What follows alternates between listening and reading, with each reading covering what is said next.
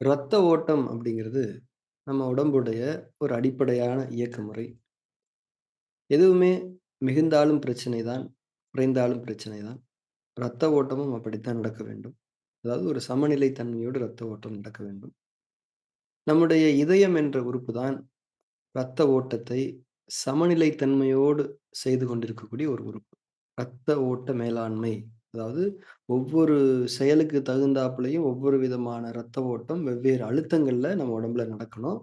அத பார்த்து, பார்த்து பண்றது எந்த உறுப்பு? இதயம் என்ற உறுப்பு என்பதை நாம் புரிந்து கொள்ள வேண்டும். இதுல நவீன மருத்துவ அறிவியல்ல ஆராய்ச்சிகளின் அடிப்படையில இந்த ரத்த அழுத்த மேலாண்மைக்குன்னு சொல்லிட்டு சில அளவீட்டு எல்லைகளை வகுத்திருக்கிறார்கள். ரெஃபரன்ஸ் ரேஞ்சுன்னு சொல்லுவோமா இல்லையா? அந்த மாரி. அதுல குறைந்தபட்சம் ஒரு 70, 80ல இருந்து அதிகபட்சம் 120, 130 வரைக்கும் இருந்துச்சுன்னா, நம்ம உடம்புல ஆரோக்கியமான ரத்த ஓட்டம், ரத்த அழுத்தம் நிகழ்ந்து கொண்டிருக்கிறது என்று அர்த்தம். இத நம்ம அடிப்படையா எல்லாருமே புரிஞ்சுக்கிறணும். இப்ப நம்ம எந்த வேலையும் செய்யாம அமைதியா உட்கார்ந்துருக்கோம். அல்லது நாம ஒரு தியானம் பண்ணிக்கிட்டு இருக்கோம்.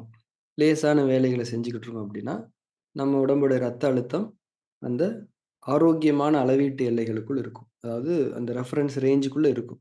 70 டூ 80ல இருந்து அப் டூ 120, 130 வரைக்கும் இருக்கும். இதுக்குள்ள இருந்துச்சுன்னா ஆரோக்கியமா இருக்குன்னு தானே அர்த்தம். அப்ப நம்ம கேஷுவலான வொர்க்ஸ் எல்லாம் பண்ணும்போது, இது இந்த தன்மையில தான் பெரும்பாலானவர்களுக்கு, பெரும்பாலான நேரங்கள்ல இருக்கும் அப்படிங்கிறத நாம அடுத்த நிலையில புரிஞ்சுக்கிறணும்.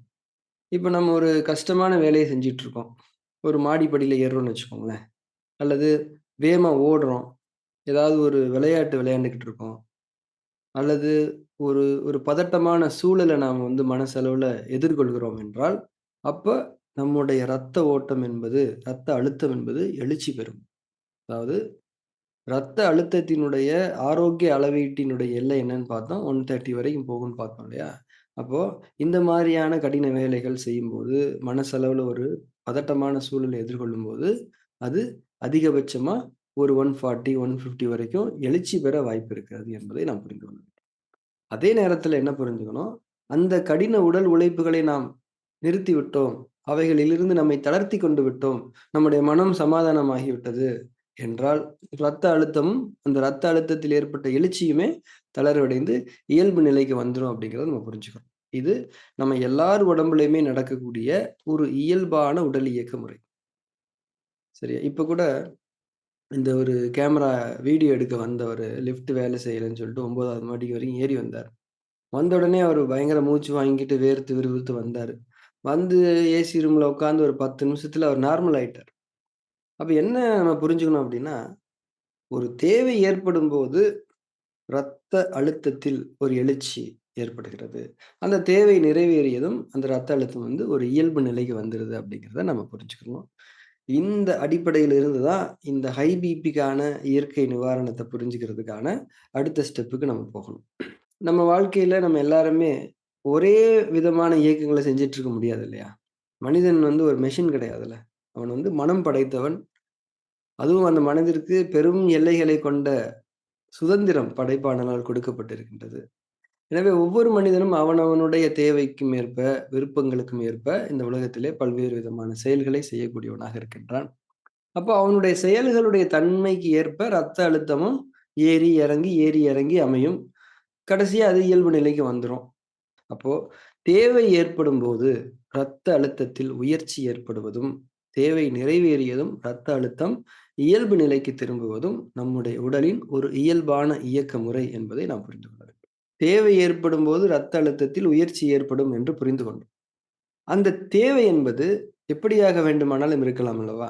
உடல் அடிப்படையிலான தேவையாக இருக்கலாம். ஏற்கனவே நான் சொன்ன மாரி நம்ம படியில ஏறுறோம், ஓடுறோம், விளையாடுறோம், ஒரு கடின வேலையை செய்றோம். அந்த உடல் அடிப்படையிலான ஒரு தேவையா கூட இருக்கலாம். இது கண்ணுக்கு தெரிந்த ஒரு தேவை. சரியா? "நீ ஓடுனதுனால தான்ப்பா படபடன்னு இருக்குது. கொஞ்ச நேரம் உட்காரு நார்மல் ஆயிரும்" அப்படின்னு நம்ம சொல்லலாம். அடுத்து மன அடிப்படையிலான ஒரு தேவையாக கூட அது இருக்கலாம். ஒரு கோவப்படுறோம், ஒரு பதட்டப்படுறோம், ஒரு எதிர்பார்ப்போட இருக்கோம். ஒரு கிரிக்கெட் மேட்ச் பார்க்குறோம், ஐபிஎல்லாம் பார்க்குறோம். கடைசி ஓவர்ல 10 ரன் அடிக்கணும். ஐயோ! ஜெயிப்பாய்ங்களா? தோப்பாய்ங்களான்ற ஒரு பதட்டம் இருக்குல்ல. அப்ப அந்த தேவை மன அடிப்படையிலான ஒரு ஒரு தேவையாக கூட இருக்கலாம். அப்ப கூட ரத்த அழுத்தத்தில ஒரு பாதகமான மாறுபாடு, ஒரு எழுச்சி ஏற்படலாம். சரியா? இதுபோல பல வகையான தேவைகளும், வேலைகளும் நம்முள் நிகழ்கின்றன. அதற்கு ஏற்றவாறு ரத்த அழுத்தம் ஏறி இறங்கும். இது எல்லாருக்குமே புரிஞ்சு போச்சு. இப்ப நம்ம புரிஞ்சுக்க வேண்டிய ரொம்ப முக்கியமான விஷயம் என்ன அப்டின்னா, நம்முடைய இயற்கைக்கு முரண்பட்ட மனதின் நிலைப்பாடுகளாலும், அதன் அடிப்படையிலான தவறான உணவு முறைகளாலும், வாழ்க்கை முறைகளாலும் நம்முடைய ஜீரணம் குறைபாடுகளுக்கு உள்ளாகி, அல்லது இதர குறைபாடுகள் நம்முடைய உடலில் உண்டாகி, நம்முடைய உடலுக்குள்ளே கழிவு கூறுகள் உருவாகி தேங்குகின்றன.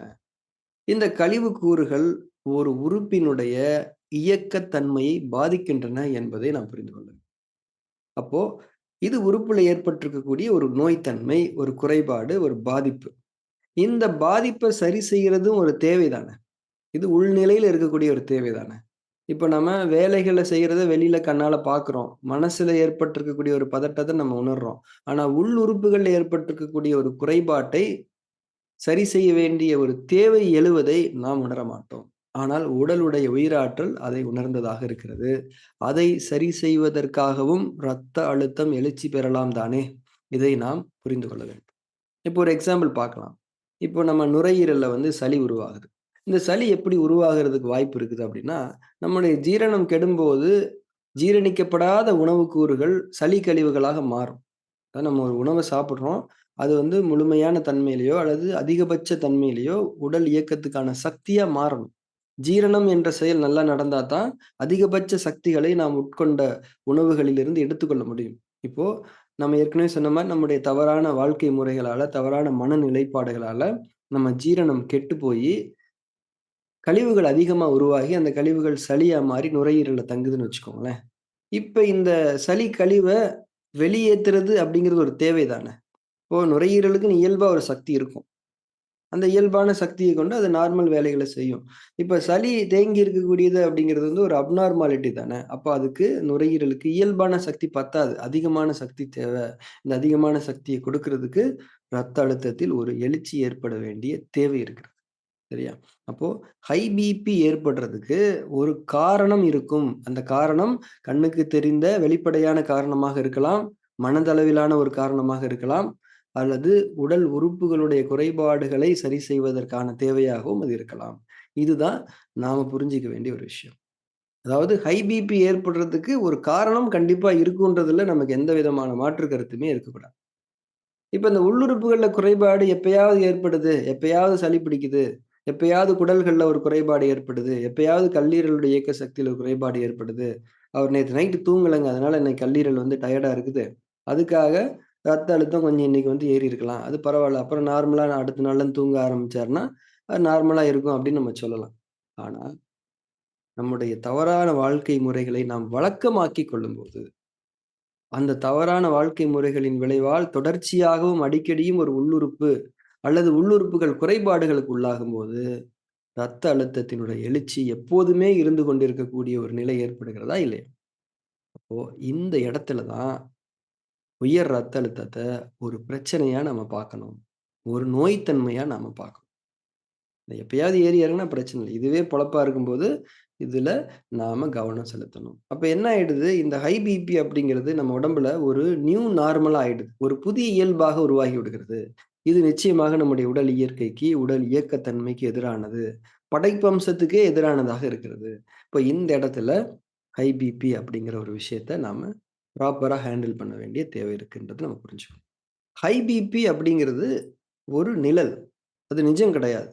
அந்த ஹை பிபி எதுனால வந்துச்சோ, அதாவது எந்த நோய் தன்மைய கிளியர் பண்றதுக்காக அந்த ரத்த அழுத்தத்தில உயர்ச்சி ஏற்பட்டதோ, அந்த காரணம் தான் உண்மையில நோய். அந்த நோயுடைய நிழல் தான் இந்த ஹை பிபி அப்படிங்கிறத நம்ம புரிஞ்சுக்கணும்.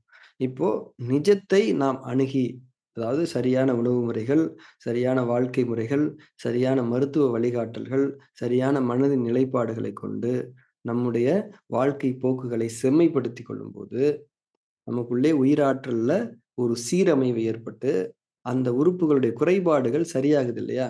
உறுப்புகளுடைய குறைபாடுகள் சரியாகும்போது ரத்த அழுத்தம் உயர்ச்சி பெறுவதற்கு அங்க காரணம் இல்ல இல்லையா? ரத்த அழுத்தம் போயிடும். எந்த ஒரு நோய் வந்தாலும், அதனோட சேர்ந்து ரத்த அழுத்த உயர்ச்சி என்பதும் இருக்கும். நோய் சரியாகும்போது அந்த ரத்த அழுத்த உயர்ச்சி என்பது நார்மல் ரேஞ்சுக்கு வந்துரும். அதாவது ரெஃபரன்ஸ் ரேஞ்சுக்கு வந்துரும்ன்றத நம்ம புரிஞ்சுக்கணும். அப்போ நாம் நிஜத்தை அணுக வேண்டும். நிழலை அணுகக்கூடாது என்பதில் தெளிவாக இருக்க வேண்டும். இந்த நிஜத்தை எப்படிங்க அணுகுறது? எப்படி எந்த உறுப்பு பாதிக்கப்பட்டிருக்குன்னு எப்படி நம்ம தெரிஞ்சுக்கிறது அப்படின்னா, அதுக்கு இயற்கை மருத்துவங்கள்ல நெறைய டயக்னாஸ்டிக் இருக்குது. இப்ப அக்குபஞ்சர் மருத்துவத்தில என்ன மாரி டயக்னாஸ்டிக் பண்றோம்? நாடி பிடிச்சு பார்க்குறோம். அல்லது பல்வேறு நோயறிதல் கோட்பாடுகள் இருக்குதா இல்லையா? பார்த்தறிதல், கேட்டறிதல் இதெல்லாம் இருக்குது. அதாவது நம்ம ராஜ உறுப்புகள் மண்ணீரல், நுரையீரல், சிறுநீரகம், கல்லீரல், இதயம். இந்த 5 உறுப்புகள்ல எந்த உறுப்பு ரொம்ப பலகீனமா இருக்குது? அல்லது இந்த உறுப்புகளோடு தொடர்பு கொண்ட எந்த துணை உறுப்பு பலகீனமா இருக்குதுன்றத நாம நாடி பரிசோதனையிலயும், இதர நோயறிதல் முறைகளையும் கண்டுபிடிக்கக்கூடிய டெக்னாலஜி நம்மகிட்ட இருக்கு அக்குபஞ்சர். அதன் அடிப்படையில நம்ம கத்துக்கிறோம், புரிஞ்சுக்கிறோம். அதன் அடிப்படையில அத சரி பண்றதுக்கான வழிமுறைகளையும் அக்குபஞ்சர் மருத்துவம் கொண்டதாக இருக்கிறது. அப்போ ஒரு உறுப்பினுடைய சக்தி நிலைய உயர்த்தி, அந்த உறுப்புக்கான உயிராற்றலை அதிகப்படுத்தும்போது, அந்த உறுப்பு தன்னில் தேங்கி இருக்கக்கூடிய கழிவுகளை நீக்கிக் கொள்கிறது. தன்னை பற்றிக் கொண்டிருக்கக்கூடிய பாதிப்புகளிலிருந்து அது தன்னை விடுவித்துக் கொள்கிறது. அதாவது நோய் என்ற அந்த நிஜத்தை உயிராற்றலை ஒழுங்குபடுத்துவதன் மூலம் நாம் சரி செய்து கொள்கின்றோம். இதனால் என்ன நடக்கிறது? ஐபிபி என்ற அந்த நோயின் நிழலும் மறைகிறது. ரொம்ப தெளிவான, எளிமையான ஒரு புரிதல். இப்போ நாம வந்து ஹை பிபிக்கு மாத்திரை சாப்பிடுறோம்னா, அது என்ன மாரியான அணுகுமுறை அப்டின்னா, நோயுடைய அந்த நிஜத்தை, அதாவது எந்த காரணத்துக்காக ஹை பிபி வந்ததோ, அத நம்ம அப்ரோச் பண்ணல.